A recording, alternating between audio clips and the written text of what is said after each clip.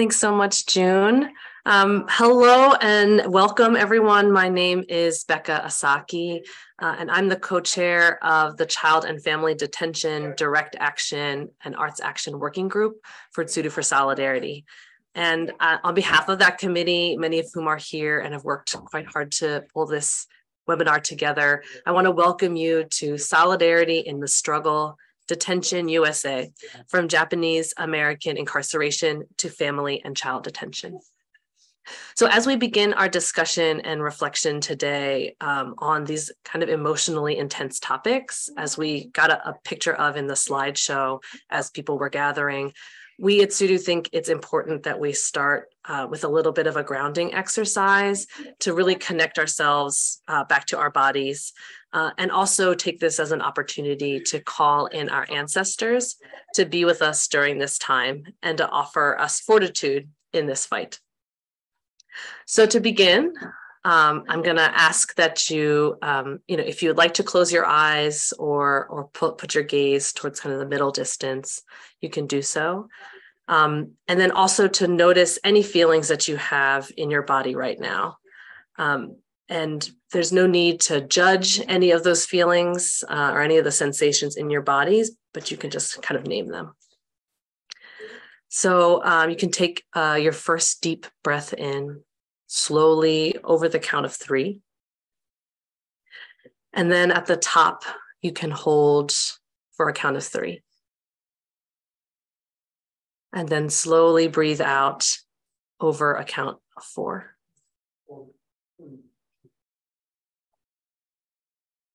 So you can continue breathing at your own pace while we keep looking at and noticing any sensations or feelings in our bodies as we call in our ancestors.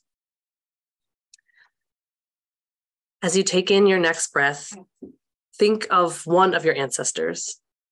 Maybe it's someone that you knew and loved and cherished. Maybe it's someone that you never met. Hold them in your mind as you hold your breath and bring them into this room.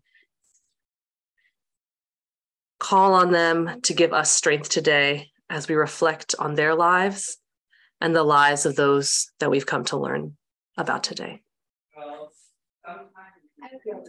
Offer gratitude to those ancestors as you open your eyes. So, as many of you may know, Tsuru for Solidarity was founded from the collective outrage of Japanese Americans at the separation of children and our horror at the ongoing detention of migrant children and families by the federal government.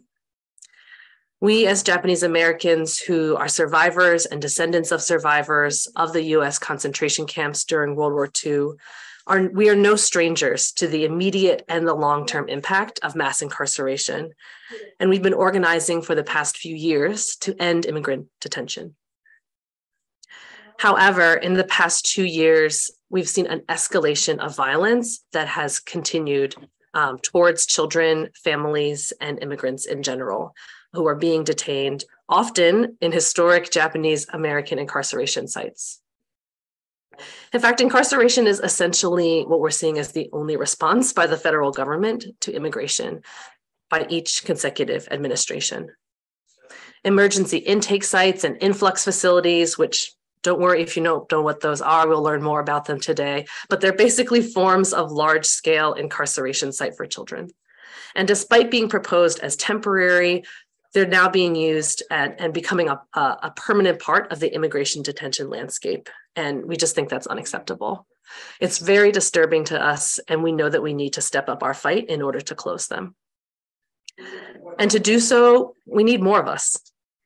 I know that all of this stuff can really be hard for us to wrap our heads around. Even if we're following the news, it can be tough to understand the different policies affecting immigration detention, much less really have a sense of the conditions inside.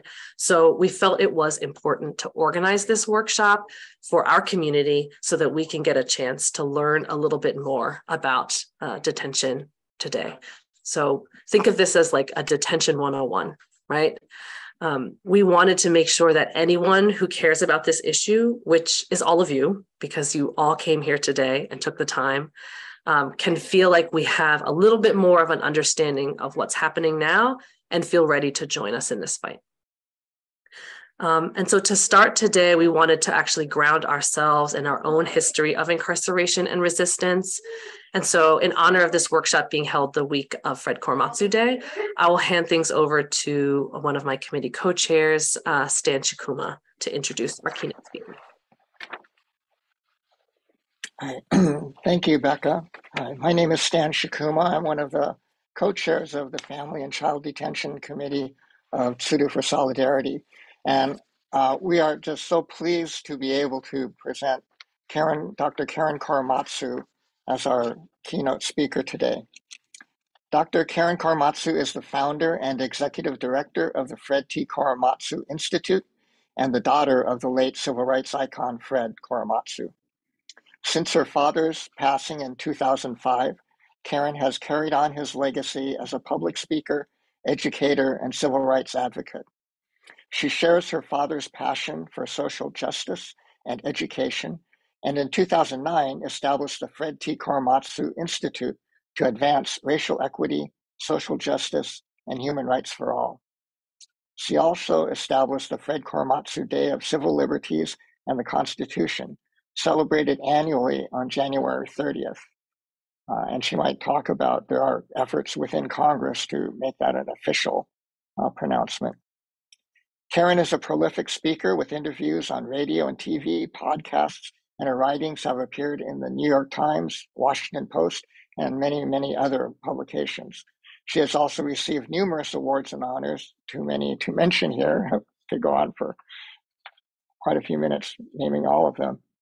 But Karen's work advocating for civil liberties and social justice for all communities addresses current issues that draw upon lessons of the past, connecting the injustice and trauma of the World War II incarceration of Japanese Americans to current struggles for justice and equity. Tsuru for Solidarity is pleased and deeply honored to have Karen Korematsu with us today. So please give a virtual welcome to Dr. Karen Korematsu. Thank you. Thank you, Stan, for that very kind introduction. And hello, Tsuru for Solidarity. And thank you for inviting me to speak to you, especially in honor of Fred Korematsu Day of Civil Liberties and the Constitution, which is officially my father's birthday on Monday, January 30th. I guess the good news is that I'm going to be in Trenton, New Jersey on Monday, signing with the Governor Murphy, establishing the day in perpetuity for now the state of New Jersey. So it's one state at a time, but we are making some progress. And this is the day, as the title, says, it's about our civil liberties and the Constitution. That's what my father believed in and fought to uphold. And of course, now it's more important than ever. I mean, who would have thought, more than 80 years later, that we would still be having to deal with what is happening now, trauma. We are still dealing with trauma, and that's not acceptable. This is why Tsuru is so important in working in solidarity and to remind everyone. Those who are incarcerated already know this, but for the younger generation, there were not the organizations around in 1942 to actually protest and to challenge Executive Order 9066. And at least we can now. And that's what's, so important. It's, the trauma that everyone experienced in 1942 is really similar in some ways, unfortunately, to what's happening now, in some cases worse, if you can believe that. And it's so important also to remember, if you're going back to history, the day after Pearl Harbor, there were more than 2,000 people of Japanese ancestry, mostly Issei, that were rounded up, and really they were kidnapped from their homes, just torn away from their families, torn away from their children. And many of them their families didn't even know where their loved ones being sent. And as I point out to, especially to teachers and to students, these were like dangerous people, like community leaders and Buddhist priests and those people teaching Japanese language. Then, of course, it was called military necessity, and now we hide behind national security. And that's why it's so important to know what happened almost 80 years ago, so that we can have to know history is to have the tools to fight for what we are doing now, and because it's amazing to me how many people, even when I get to the East Coast, even today, I will meet people and say, oh, well, that never happened. I mean, there was never any prisons for Japanese Americans in this country. Well, of course there was. And that's where the ignorance still lies. That's why I fight for education across this country, because we need to arm people with correct information, not misinformation or disinformation that is out there now. We want to make sure that people know the facts. I mean, people don't even know about the facts of the Holocaust. I mean, there's even people that are denying that there were 60 million Jews that were murdered in the Holocaust. 2/3 of this country is very ignorant about that time in history. So this is really about all of us. And my father's fight for justice did not come easy. Many people don't know that in 1942, after he was arrested and sent to jail and had his bail hearing, when he arrived at the detention prison center Tan Foran in the San Francisco Bay Area, he was vilified and ostracized from his own Japanese American community. No one wanted anything to do with him. And I didn't even know until really that until I got into education, he was considered a dissenter, much like those people who in Tule Lake who were up in protest and were sent to the segregation center because they said no on the questionnaire, or the Heart Mountain resistors. So being an American is to support citizens and non-citizens. That's what's important to remember, and to the work that is so important now, into addressing the separation of families, of putting children in cages at the border, especially. So this is a part of history that needs to remind people of what happened 80 years ago. And now it's this year in 2023, it's 40 years since my father's Coram Nobis case. The Coram Nobis is a Latin term, means an error has been made before us, an error has been made before the court. That was the technical, the legal term that reopened my father's Supreme Court case, along with Gorin Hirabayashi and Menya Sui. Here we are 40 years later. And in some ways I'm thinking, well, how much have we learned, from that? But that's why our fight collectively is so important, because, we need to continually address this racial healing. And it's even, it's even generational that we have to be concerned about. But my father, even in 1983, when his case was reopened, he did not have the support of his own Japanese American community. As you know, Manny, that was the time of the start of the War Relocation Authority hearings, the start of redress and reparations. And they said, well, Fred, if you reopen up your Supreme Court case and you lose, we're going to lose our chances for redress and reparations. But my father was determined. He was never bitter or angry or blamed anyone. And he just felt deep down inside that the government was wrong and he was right to continue this fight. It was an opportunity that he had been waiting for almost 40 years.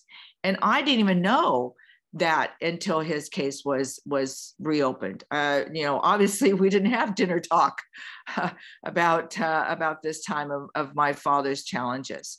So this is how one person can make a difference, and I think all of us can make a difference by working together and addressing these issues that are so important, to us. And I was thinking about, we're always kind of waiting for our elected officials to create, commissions and hearings. Well, perhaps we should just do our own, try to find those allies maybe in Congress, but we need to bring this out to the public. And commissions and hearings is a way of doing that. And going to our different communities and having people either sign petitions. Obviously we see how protests work a lot, as long as they are not violent, but to kind of think a little differently of how we're going to get people's attention about these atrocities that are still happening. I mean, it seems like every day we are battling some type of issue or another, but they're all important. And human, what I tell students and educators is that the Japanese American incarceration was inhumane. It was just inhumane. Now, that's not really too difficult to understand. And that's what's happening now with the separation of families and children in cages. It's inhumane. And as human beings, we need to keep fighting and to bring that to everyone's attention, because that's not what we're about. But we can work together to build that solidarity, also to find other groups that we can align ourselves with, to get out of our silos and to work with other organizations that are also trying to address these types of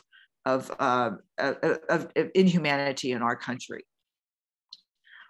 So I want to give you all hope, because my father never gave up hope.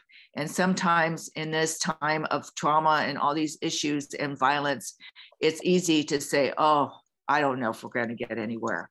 But if we work together, we will. And we have to keep up that fight. But it's going to take all of us to do this. And that's why, my father day is important, that we're trying to, it's not just to honor him. It's about the education. It's about reminding this country that Asian Americans have been marginalized. And racism is alive and well, unfortunately, and we need to stop that. Let's call it out what it is. It's racism, and we're fighting that in all different levels. I'm trying to do this with education across this country in every single state. So just remember my father's words, to stand up for what is right, and don't be afraid to speak up. Thank you.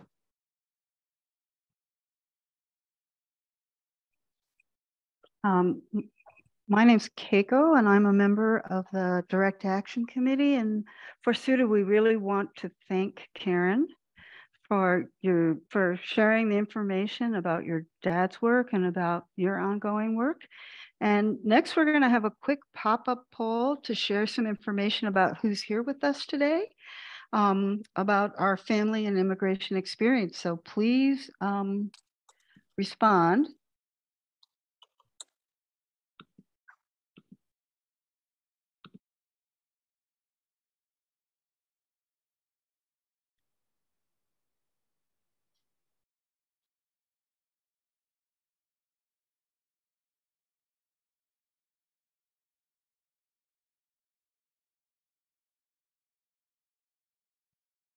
give it another minute or so.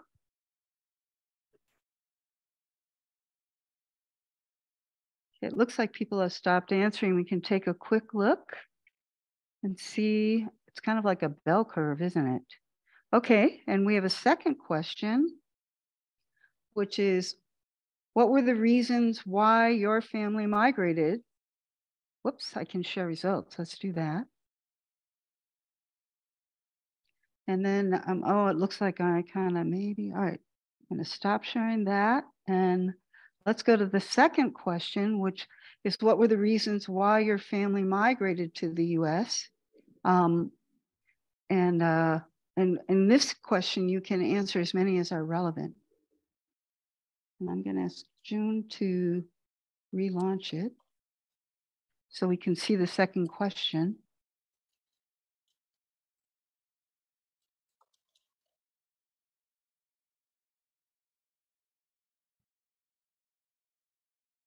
Is that how we get to the second question? Sorry. I'm not sure. Okay, here we go. Please answer. And you can pick as many as it makes sense. And because many, some of us have different.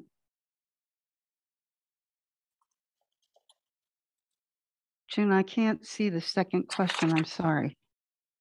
Can other people see it?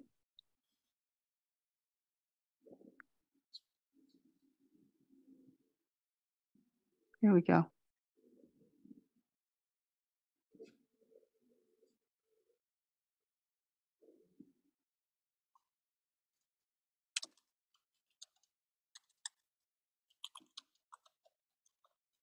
And this is really not a bell curve.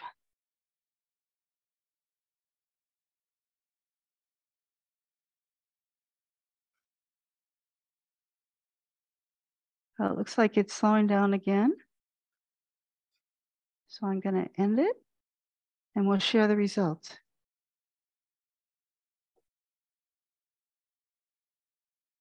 Of this one,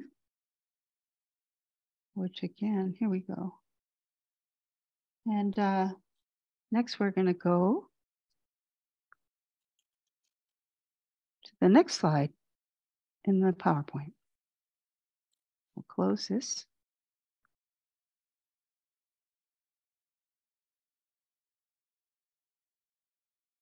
Hi, everybody. My name is Margaret Sekijima, nicknamed Margie, and I would like to talk a little more about what we as Japanese Americans share with migrants today, with special emphasis on our children, on our kids. First of all, if you look at the map, there weren't 10 sites of Japanese American incarceration during World War II, but at last count, there were 75. 75 spread across the United States and into Canada. As Dr. Korematsu already told us, and if you don't know, thousands of Issei men, community leaders, were swept up and thrown in jail. Often the government didn't tell families where they went or what happened to them. So children were left without their fathers for years, often for the duration of the war and even longer. There were even some JA kids who had to be incarcerated alone. That included orphans, kids who had been separated from their parents, or maybe a child with a father and not a mother. They had to be incarcerated in their own orphan camp, an isolated camp within Manzanar itself. They weren't allowed to see or play with other kids outside of official school hours. So as a community, we're still trying to fully understand the range of trauma suffered by JA children as a result of incarceration. We're still grappling with intergenerational trauma and how it's affected our families and us. Please, everybody, take the time when you can to watch Satsuki Ina's groundbreaking documentary film called Children of the Camps. It gives an intimate view of the experiences of 6 Nikkei who were children, only children when they were in prison camp. Yeah, the Children of the Camps link is in the chat. Next slide, please. Okay, so many of us thought or think that migrant families are only broken up, detained or deported at the southern border. But actually, there are ICE, Border Patrol, incarceration sites, and et cetera, spread across the whole of the country, including Hawaii and Alaska. Hundreds of children and more have been separated from parents and their caretakers, never knowing when or if they will ever be reunited. This includes real young kids, as we saw in the slides, and even toddlers. And we know from our history that this sustained trauma will leave children with injuries lasting a lifetime. Here on the right, a father and daughter get to embrace after a long separation on the dry riverbed of the border, but they only have 3 minutes before they're going to be forced apart, each to return to their opposite sides of the wall. So standing up, speaking out, working to end today's family detention, child separation is at the core, as a core mission of Tsuru for Solidarity. We have survivors of childhood incarceration who were among those who started Tsuru just several years ago and who remain some of our leaders today. And it's important for me to say that our work is a big part of our community's efforts to heal intergenerational trauma amongst ourselves. Is healing work for us. Thank you.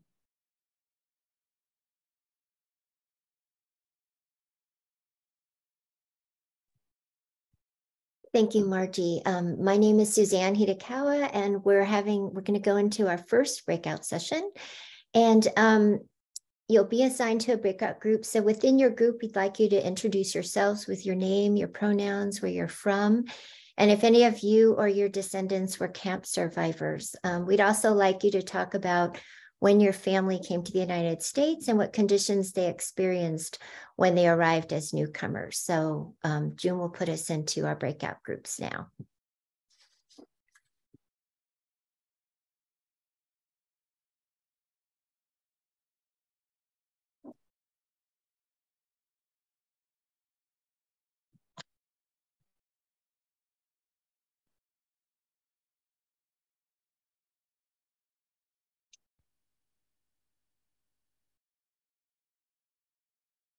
It'll be about 15 minutes for the breakout group.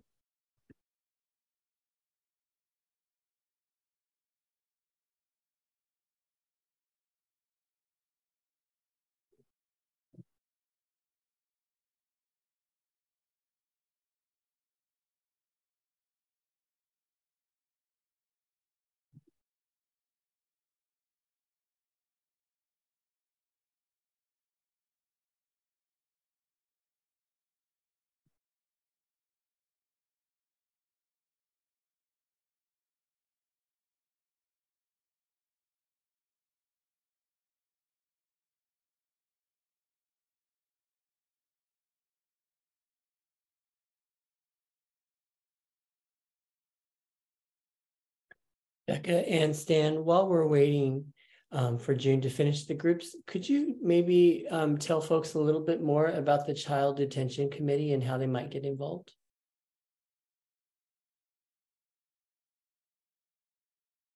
Yes, I'd love to. Thank you, Mike.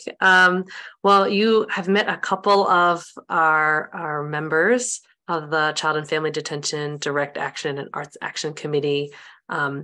And we meet on Tuesday nights at 6 p.m. Pacific, 9 p.m. Eastern. And we gather together every other week to plan things like this webinar, to organize direct actions, to develop our newsletter called GIZO, to inform our community more about child and family detention issues, participate in legislative advocacy, and I will just say we're a pretty fun group that it does a lot of really great and serious work. And so you can reach out to myself or Stan directly. I can drop my email into the chat to be added to that list. We're meeting this Tuesday. Stan, is there anything you wanted to add? I think that covers it pretty well, Becca. And I will drop my email in the chat as well. Yeah, everyone has been assigned, so the facilitators need to go to the rooms now. Does that make sense? I made it so every room has a Tsuru person, but because y'all are co-hosts, you need to join those rooms, if that makes sense. How do I get to the room? Which one would you like us to, should we assign ourselves? I assigned everyone to their own room already. So you just need to join. If that makes sense. Invitation to join. Where is the place for us to join? If you go to breakout. Not seeing that. I don't see breakout in my menu. That's okay. So June, that's okay. You can send folks into groups. Hey, everyone. So we're going to ask that we do a group facilitation together. So when you get into a group, maybe just make sure that everyone has a chance to introduce themselves and then to go ahead and answer these prompting questions, which is, when did your family arrive in the US? And what conditions did your family experience when they arrived as newcomers? I think we can hold that space together, and we'll have a little bit less than 15 minutes, and we'll call you back when it's time. Thank you. Thank you.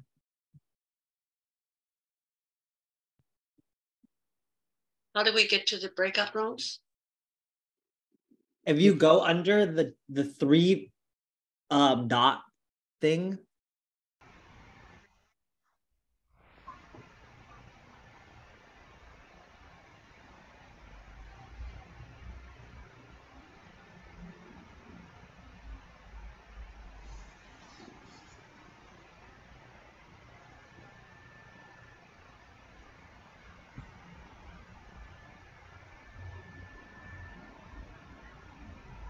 Hi, everyone. Welcome back, and thank you for self-facilitating in that space and bearing with our tech issues.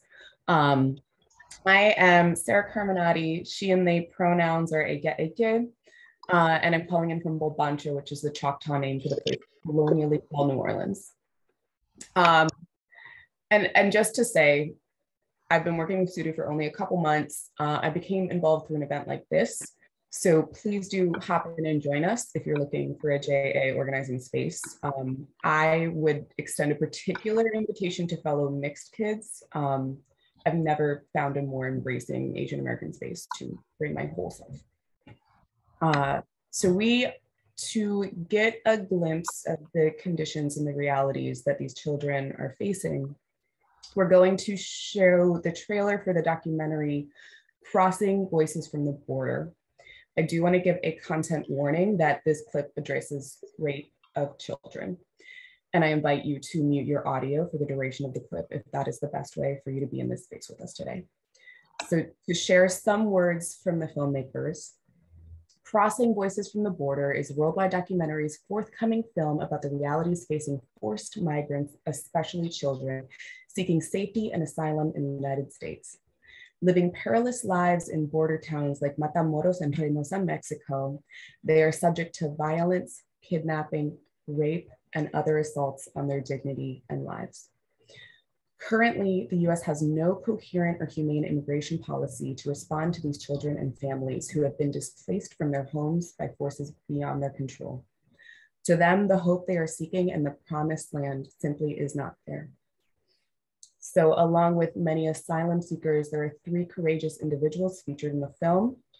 Pastor Abraham Barberi, who oversees a refuge center in Matamoros, Lulu Gonzalez, who runs 3 shelters in Reynosa, and Sister Norma Pimentel, who is the executive director of Catholic Charities in the Rio Grande Valley.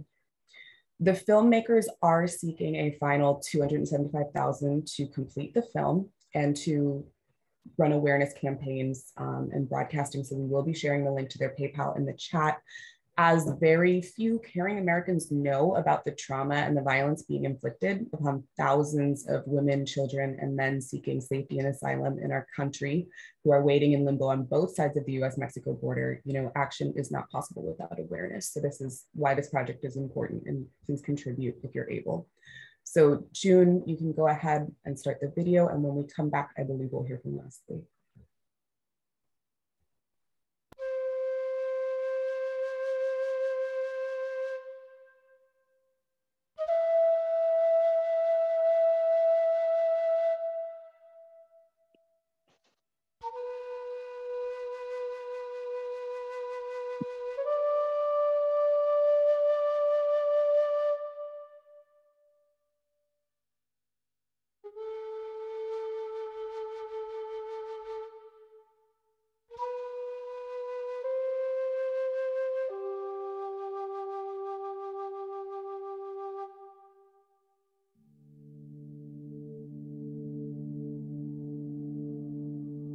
All of us here, we have heard the stories,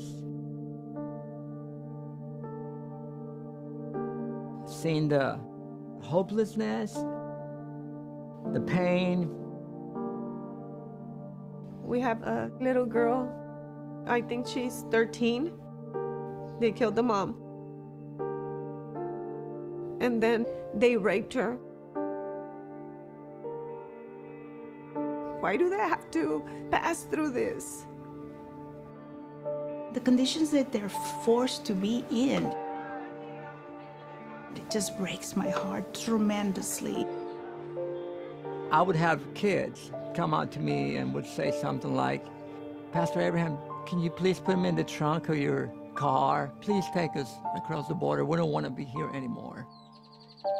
My question that I ask myself is, why? ¿Por qué? This place is dangerous because the organized crime makes a lot of money kidnapping people. They cannot go back home because home doesn't exist anymore. And across the border, they don't want him. Nobody realizes that we still have thousands of people at our borders asking for help because they fear for their lives. And what is our response? You would think the US government and the Mexican government would do something, but I spoke to both the governments, and I don't care.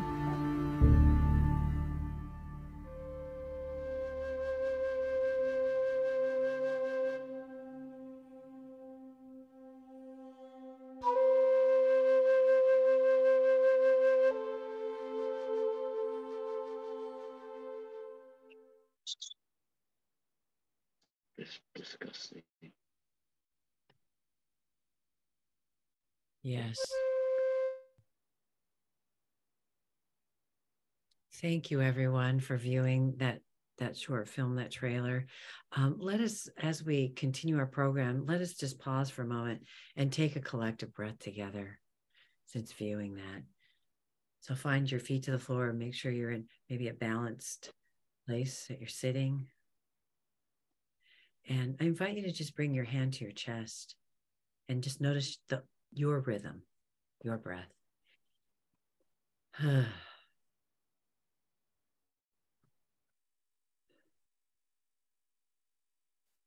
then I invite you now to just take one big breath, drawing in life force, your chi, and exhaling.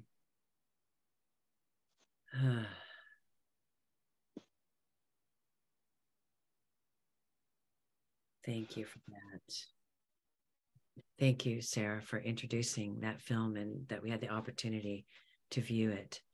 My name's Leslie Ichi. I go by she, her pronouns, and I am zooming in from the sacred homelands of the Occoquan and Toccoquan here in Zontakahini, Klinkadani, also colonially known as Juneau, Alaska. And I humbly serve on the Child and Family Detention subcommittee and am a co-chair also of the Direct Action Arts Action subcommittee. And I have been with Students for Solidarity since our all of the descendants and our elders found their voices in protest and in advocacy at Tule Lake Pilgrimage. And it was from there that we formed up eventually Students for Solidarity. So it's an honor to serve on this organization, with this organization. But now it is my great honor and pleasure to introduce to you Satare Gandhari. Satare manages Detention Watch Networks, DWN's, federal advocacy by collaborating with their membership and coalition partners to advance DWN's goals in Washington, D.C. She is inspired by DWN's bold abolitionist vision and the leadership of directly impacted communities. Prior to joining DWN, Satare was the director of the Labor and Employment Committee of the National Lawyers Guild and was previously a program associate for the Legal Orientation Program at the Veda Institute of Justice. And thank you, Garrett and June, for offering this link in the chat, their program, Detention Watch's Immigration Detention 101. I hope you'll take time to view that on your own time. Thank you. Also, Satare immigrated to the U.S. from Iran as a toddler. Her family's journey has informed her thinking about how the violence of racism, imperialism, and capitalism intersect at the border. Satare finds joy in spending time with family, including her 3 children, and having impromptu dance parties in the kitchen. Thank you, Satare, for taking the time out of your busy, I know must be very busy schedule, to join us. It's truly an honor to have you with us in community for this virtual gathering. So let us give a warm welcome to Satare. Beautiful. Satare, as we get started, is there anything you'd like to share? Just appreciation for being here with all of you in this space. I'm equally honored and humbled to be sharing this space with you, and just very appreciative of all the work that Tsuru does. So thank you so much. Thank you again for being with us. One of the first questions we have is, how do children end up being detained? Yeah, so it's a big question. So a couple of, I guess, basic facts. Kids without a parent or legal guardian at the border will end up being detained often in the custody of an agency called the Office of Refugee Resettlement. So this is a completely separate agency from the one we usually think about when we think about immigration detention. That falls under the Department of Homeland Security. That's what we're talking about, Immigration and Customs Enforcement and Customs and Border Protection, when we're talking about sort of the adult detention centers. But for kids, it's under a different agency, under the Department of Health and Human Services, and we refer to it as ORR. But whether a child ends up in the custody of ORR, so these are kids that are without family in detention, can depend on a lot of different factors. A lot of times kids may be migrating with extended family members, like a grandparent or an aunt or an uncle. And in many cases, these children will be separated from those family members because they're not considered legal guardians. They're not the parents, and they can't show that they have sort of legal right to be caring for the children. I think most infamously, the situation that we all are likely familiar with is how this, under the Trump administration, who had this quote unquote zero tolerance policy, this was a big way during that time when kids would end up in the custody of ORR. So they might actually arrive with their parents, but at that time, the government had a policy of basically systemically criminally prosecuting parents for entry into the US without documentation. And so when the parents would start that criminal process, the parents would be transferred into immigration or federal criminal custody, and then their children would be sent into these other facilities, these ORR facilities. And so, there was all, the big outroar and outrage around that during the previous administration. And so a lot of people are surprised to hear that sort of family separation really never ended under the Biden administration. Biden promised to stop the practice of separating families at the border. And, while the data is incomplete, there have been hundreds of families separated at the border under the Biden administration, even when they arrive with their parents. And that's not to mention when they get separated from extended family members. Another way that families are separated happens right before they cross the border. So under Title 42, which for those who don't know, is a policy, it's a public health policy. It was put in place under the Trump administration. It was a pretext to close the border, essentially. They used COVID-19 as the pretext and essentially closed the border, not allowing families to enter. And then under Biden, he basically has kept this policy in place, really dragged his feet, on ending it, sort of despite all the promises that he made on the campaign trail, has really just doubled down on some of the worst of the Trump administration's immigration policies, including Title 42. And so there was a period where under Biden, essentially they made an exemption for kids under Title 42. So allowing kids to enter, but not their parents, and no exemption for families. So what would end up happening is that families would make the desperate decision to send their kids across the border in hopes that they would find some safety. And so that was another way, so their parents would be expelled, or the parents would decide, it's too risky, and they would send the kid on their own. So that's another way that family separation happens. It's because of US immigration policies that make it really hard for people to come together and lead families to make really gut-wrenching decisions. So those are some of the ways, and Title 42 is the big one right now, but there's all sorts of US immigration policies that really cause families to make difficult decisions and for kids to kind of have no choice but to enter on their own or be separated at the border. Wow, thank you for that wonderful bit of information. I think I had a misunderstanding, and many of us do, that they come, when they say unaccompanied, meaning they arrived that way, but no, they've been separated and became unaccompanied. Wow, that's powerful to know. Yeah, there's always cases where kids may come unaccompanied, of course, but I think the point is really that there are immigration policy decisions that are driving this. It's not just spontaneous. Yeah. Wow. One of the other questions we'd like to share with you and see what you have to say is, what are the types of detention centers children can end up in? So you've shared how they get here, separation. Mm-hmm. What types of detention centers can children end up in? And I know there's many facets to that, right? Yeah. Many types. Yeah. And I think one thing, I just explained a little bit about, what happens when kids get this sort of unaccompanied designation. One way that kids have ended up in detention traditionally or historically in the US is through family detention. So before sort of these zero tolerance policies and all of that, Kids have often been detained together with their parents. And this is a practice that really increased during the Obama administration. It waned a little bit after public outcry. Then under Trump, this was another way for him to deter people from immigrating, is by, detaining families together. And it really increased again under Trump. Again, there was public outcry, but it never fully went away. Until the Biden administration has ended this practice. They converted the 3 remaining family detention centers into adult detention centers.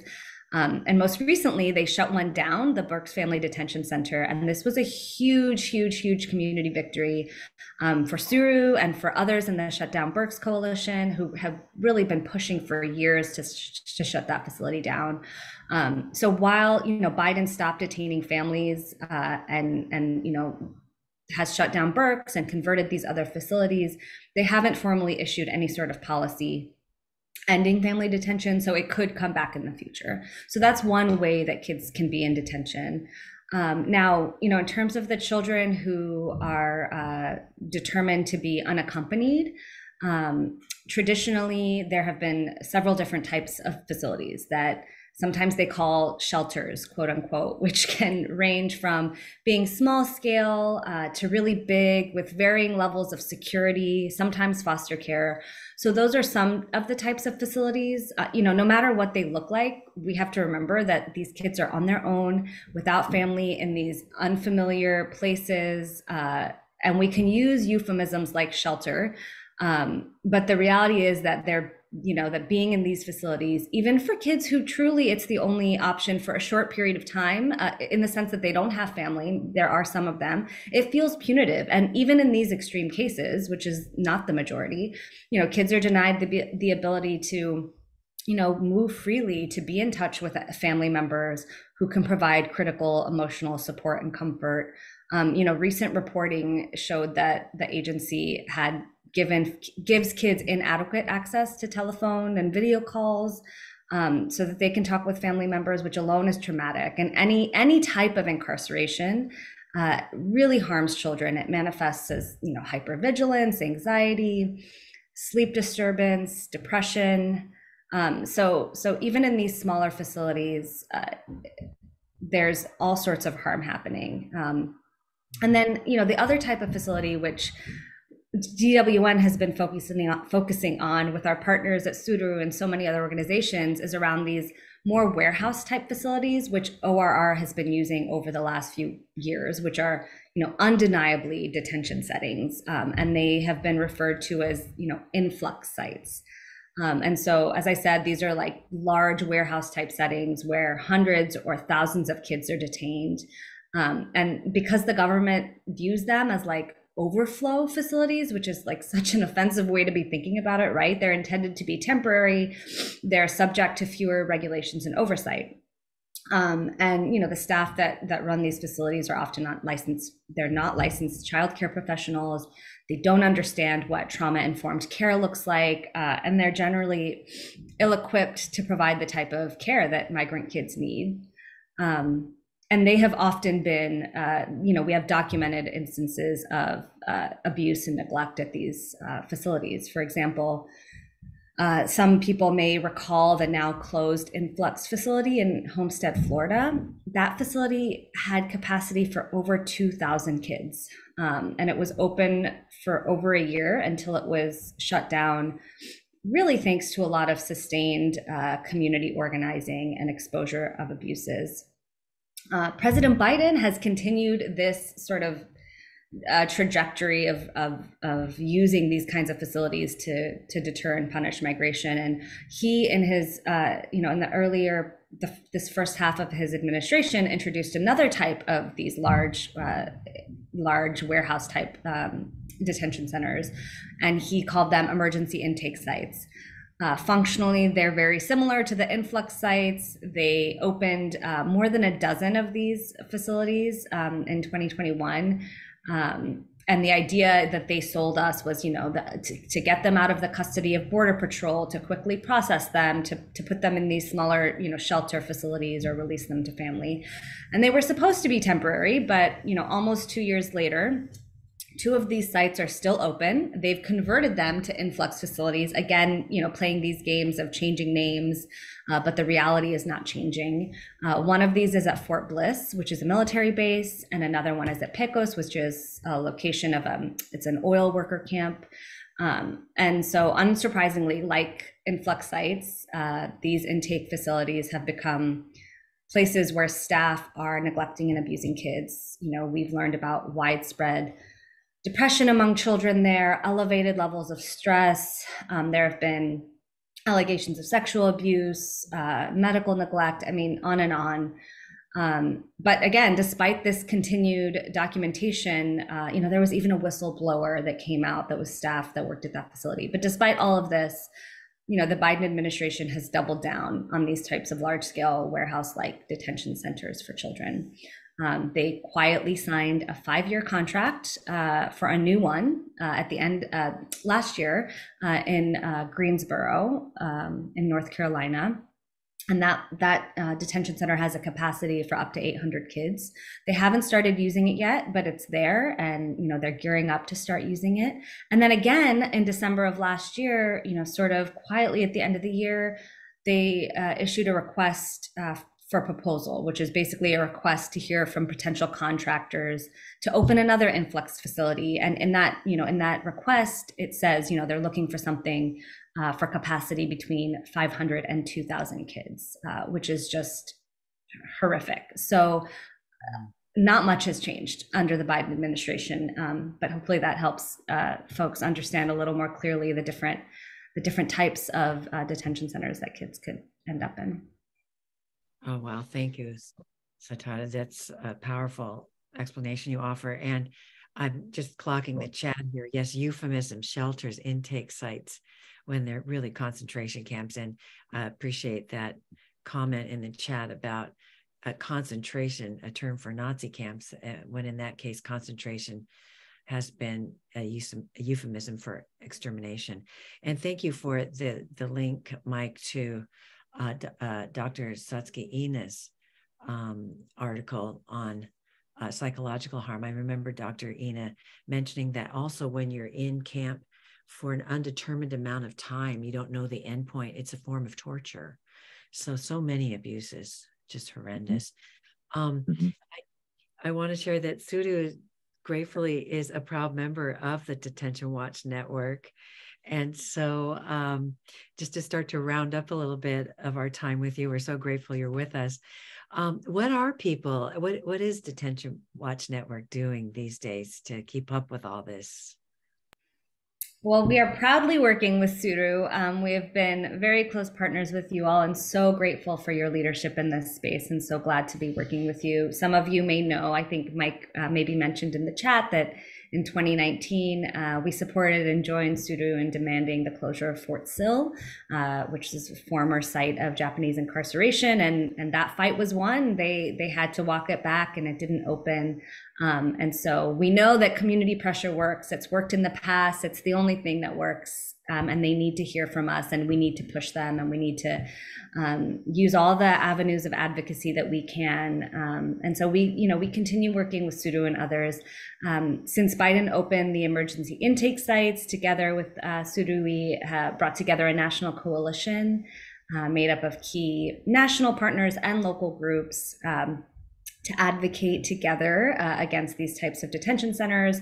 We've worked together to develop materials that we hope will be useful to folks organizing.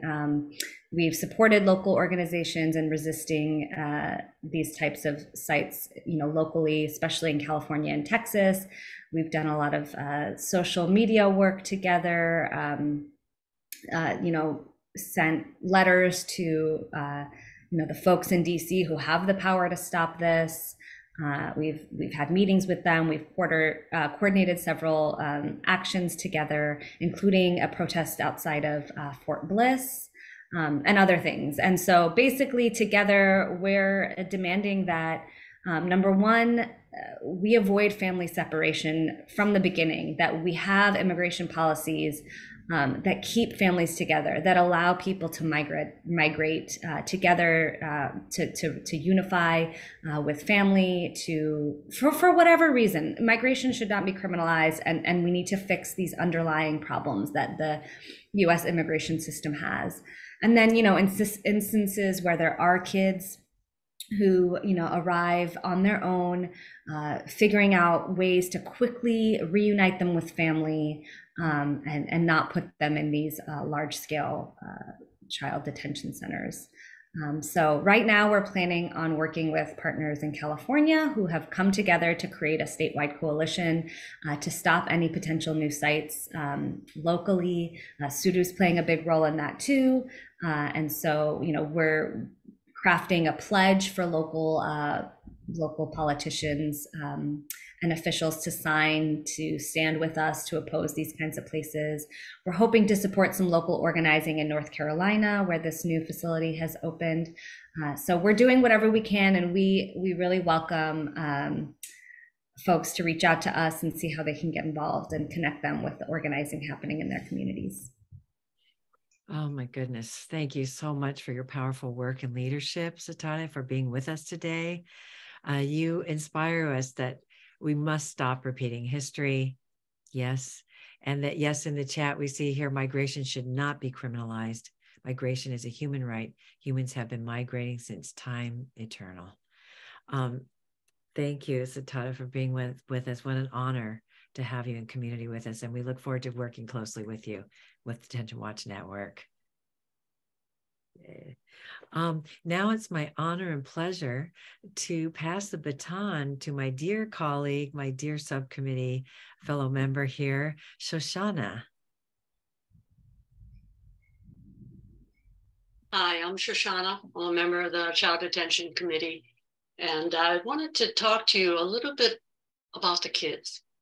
We've heard from Satara how many kids are often crossing the border. They have been forcefully separated from their families.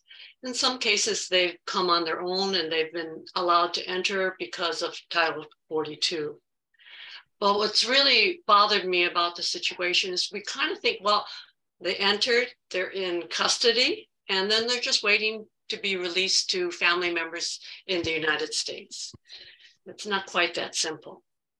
As Satara was saying, the Office of Refugees and Resettlement, ORR, is actually the department in the United States that oversees this time period for the unaccompanied minors that are waiting to be released to their parents or to their close relatives. But to manage this influx of kids, and it's literally thousands of kids, the ORR has instituted this, what is called the Significant Incident Report. And this is a behavioral control program that they use to monitor the time that the kids are in custody. And what a SIRS report means is that a SIRS report is filed by the staff every time a child expresses that they're feeling anxious or lonely, or they're in despair, or if they question a rule that's taking place in the shelter, or if they refuse to participate in an activity. A SIRS report is filed. And for each SIRS report that's filed, the child is exposed to another Pandora's box of punishment. Let me tell you how this works out. If one of the kids tells one of the caseworkers that they miss their mother, then they're SIRS branded as an escape risk, and they're put on one-to-one surveillance, and they have to stay in their room. They're not allowed out of their room. If they are found with a piece of candy or maybe even an extra pencil, then they're SIRS branded as having contraband. If they even question the amount of sugar on their breakfast cereal, they're reported and they're branded for not following the rules in the shelter. If one of the kids has to pee and can't wait to ask for permission, and they get up and go to the bathroom, then they're SIRS branded as being physically aggressive and bad behavior. So everything is reported and punished. As one of the teenagers reported, and this will give you an idea what happens. He said, I tripped over a staff member's foot and I apologized. And the staff member laughed and said, that's all I need. And I thought that he accepted my apology. And a few hours later, the police showed up. None of the police officers spoke Spanish. And when I was done talking, they put me in handcuffs and took me away. After that, I spent 12 days in jail. An attorney was appointed to represent me, and the attorney read the report. The report said that I kicked the staff very hard on the leg and that he had a serious injury to his leg. He told me that I could spend up to a year in jail and be fined $4,000, or I could accept the blame and everything would go away. I said the report wasn't true. I asked if I could get deported, and the attorney said, ICE meant to come for me. So this is what's happening. Last year, over 80,000 SIRS reports were filed on the kids in custody. Actually, more reports on these kids than the number of kids. So these damning reports are used against the kids. You can either delay or deny their release to their parents or their family members. It will extend their time in custody. And in the worst case, they'll end up being deported, often at midnight. So what I want to tell you that as of Thursday, this week, Thursday, there were over 7,538 kids held in custody in this SIRS controlled detention. So next, you're going to be going into a breakout room. And I want you to think about this. And I want to know if you're willing to stand up for these kids. Why don't we go to the breakout room now?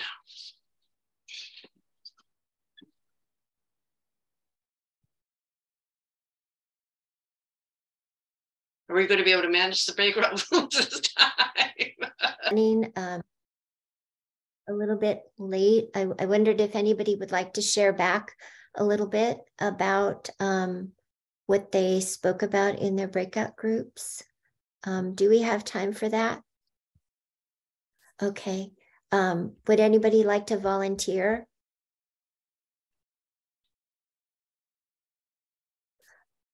Stanley, would you like to? Stanley Mark?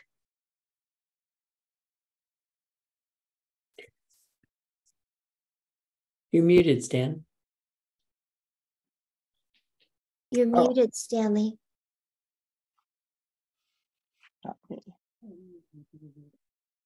Sorry. Hi. I'd just like to share with the group here some of the thoughts and comments that people had in our breakout session. And they center around 2 points. One is the solidarity among people and the lived experience of individuals from different parts of generational, as well as different community groups, community organizations like myself, a law office, although we have community-based group. And that in general, the issues of detention, indefinite detention, and solidarity cut across not only all Asian American groups, but groups of people who are not necessarily thought of as part of, Asian American community, people from the Middle East, of course, people from Latin America and other parts of the world. And that's sort of my major sentiment that I got from the breakout session.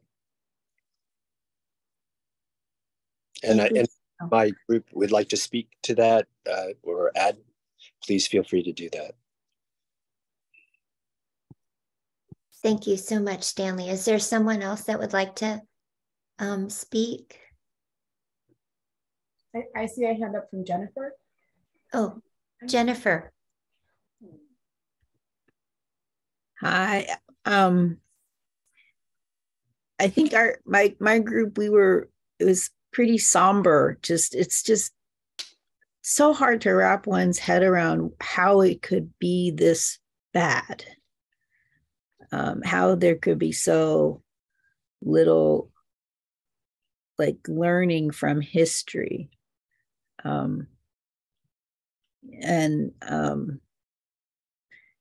Yeah, I mean, I'm a mental health professional. I work with children and adolescents, and just that description of those reports, the SIRS, is like how to just, what I said in the group is, it's like, how do you throw gasoline on a fire? Just, it's not bad enough what they're going through. And then, I mean, it's literally like, if you wanted to create life-altering trauma that will shorten these kids' lifespans, leave them with, health issues, not just mental health issues, just shortening their lifespans by what they're going through. That's what you would do, is the things they're doing to those kids. So anyway, then I'm glad to be here. Thank you. Thank you so much, Jennifer. Maybe one more, and then we'll move on to the next slide. Is there somebody else?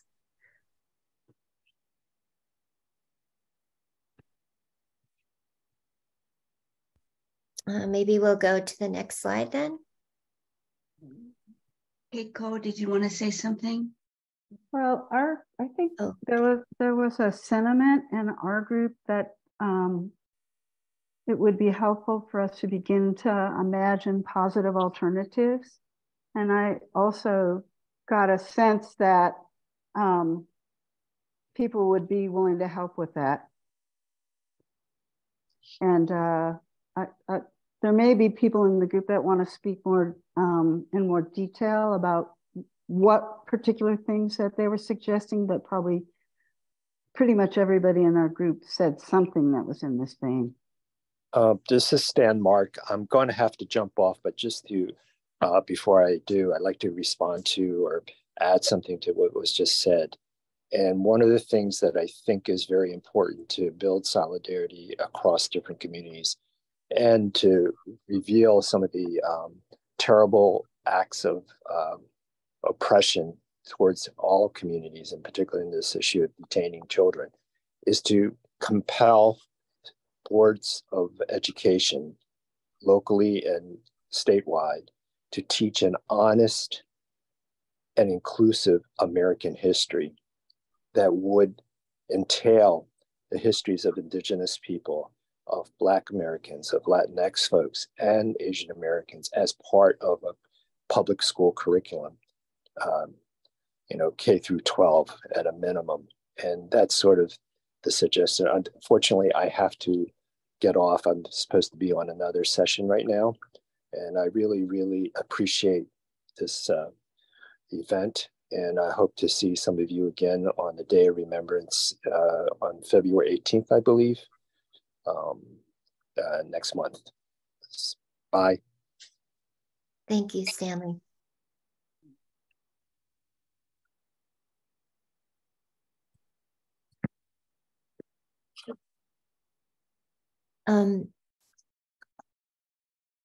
We wanted to speak couple minutes about GISO. GISO is the Child and Family Detention newsletter that was inspired by our committee member, Shoshana Arai, which we use as an educational tool for our community on the current situation of detention and incarceration at the border.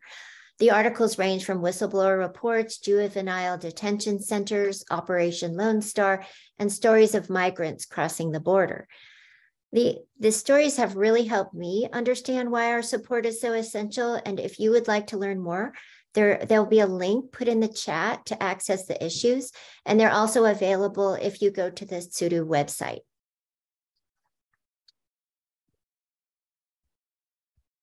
Thanks so much, Suzanne. I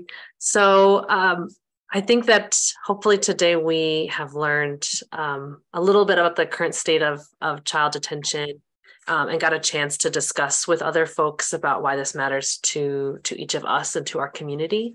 But we also want to we know that we don't want to just leave it at learning about these atrocities, as folks have been saying, but want to be able to take action. So how can you do that? Well, today you've heard from a number of our committee members over the course of this webinar who are leading the work in Tsuru. So I would be remiss if I didn't say that the first thing that you could do would be to join our working group. You can see from this photo on the slide here that we're quite a bit of fun, even as we are delving into these really important and serious topics, and we are able to do both. And so our next meeting is actually this upcoming Tuesday. We meet every other Tuesday at 6 p.m. Pacific, 9 p.m. Eastern. You can reach out to me at becca.asaki@gmail.com to get the Zoom link. I think Stan has also put his email in the chat.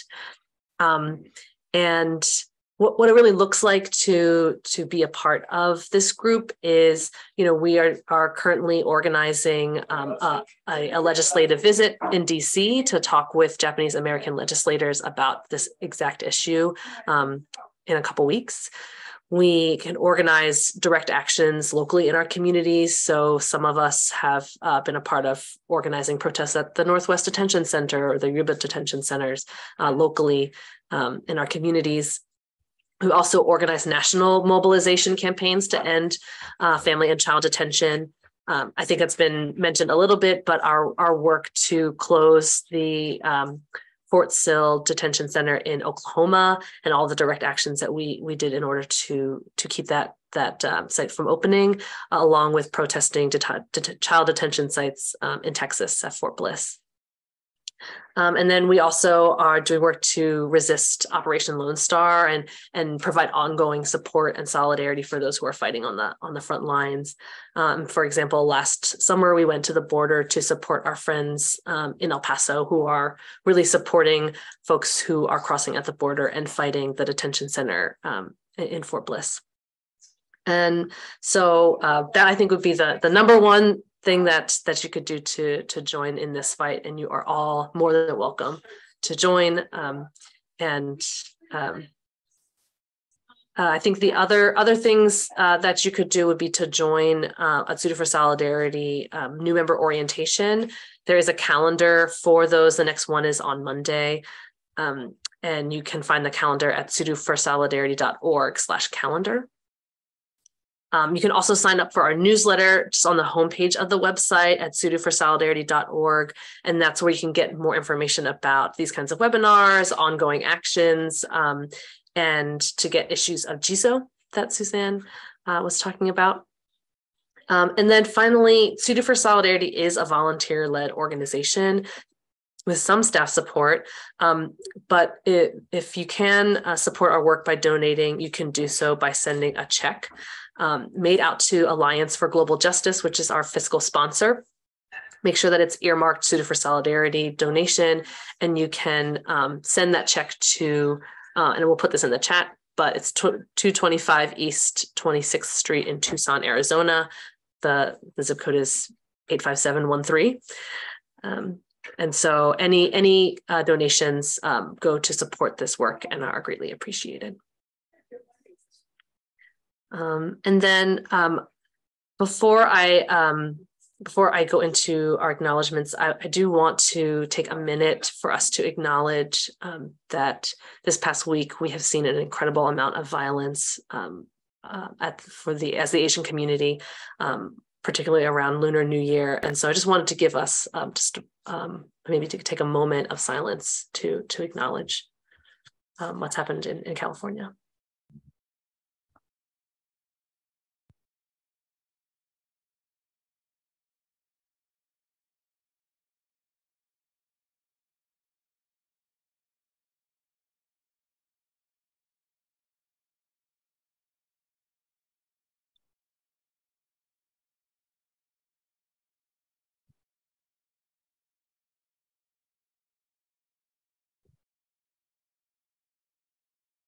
Thank you all.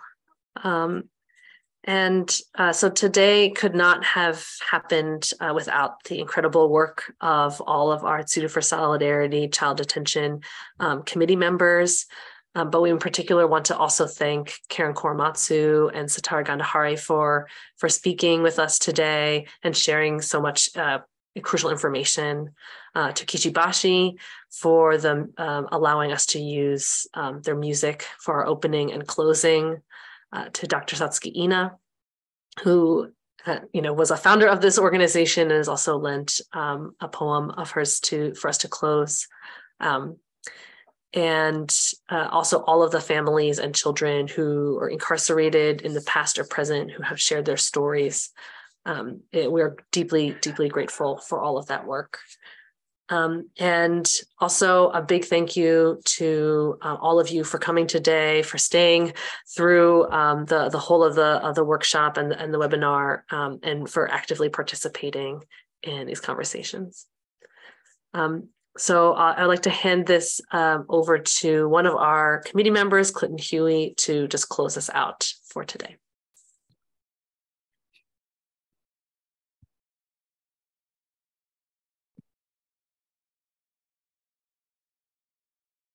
Hello. To close us out, I'd like to guide you in a couple minute breathing exercise. Close your eyes. Sit. Feel your chair supporting your body. Feel your feet connecting you to the earth. Place your hands over your heart. Take slow, deep breaths. In and out. And as you breathe in, feel your connection to all of your ancestors, their hopes and dreams for abundance and fullness for you, their child. And as you breathe out, let go and send out their fears, separation, their pain and despair. And as you breathe in, feel your connection to all the children and families at the border, their hopes and dreams for a new life. As you breathe out, send to them your hope, your caring and strength, your love. Now open up your eyes and feel your connection with each person in this webinar. Our collective intention, our strength together, and our will to bring forth justice. Fly together to Tsuru. And finally, a poem that Satsuki Ina wrote. We came back for you because we know mass incarceration. We came back for you because we know family separation. We came back for you because we know deportation. Because we know barbed wire. Because we know indefinite detention. We came back for you because we care. And now we feel free to leave, but if you want, we are going to run Kishibashi's Violin Tsunami video with music.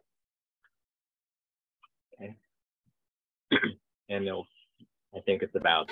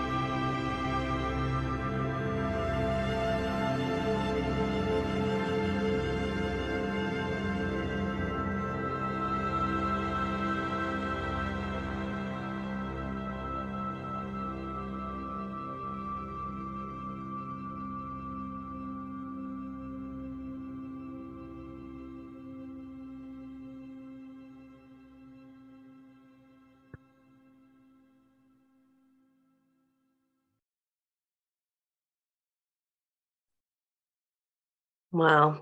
Thank you so much again, Kishibashi, for letting us use this wonderful art. It was really moving. I hadn't quite seen it before this, and I'm remembering a story of my grandfather who shared us that he would collect fireflies in a jar for his mother who was in the hospital. in Jerome. So thank you so much for sharing that. It's really moving. A big thank you to everyone again for helping make this webinar happen, and to June for staffing the webinar, Garrett for our tech support, and so many others who've done a lot of support, Shoshana, Margie for the PowerPoint, and everyone who worked on this. So thank you again, and that concludes the webinar for today. Thank you so much.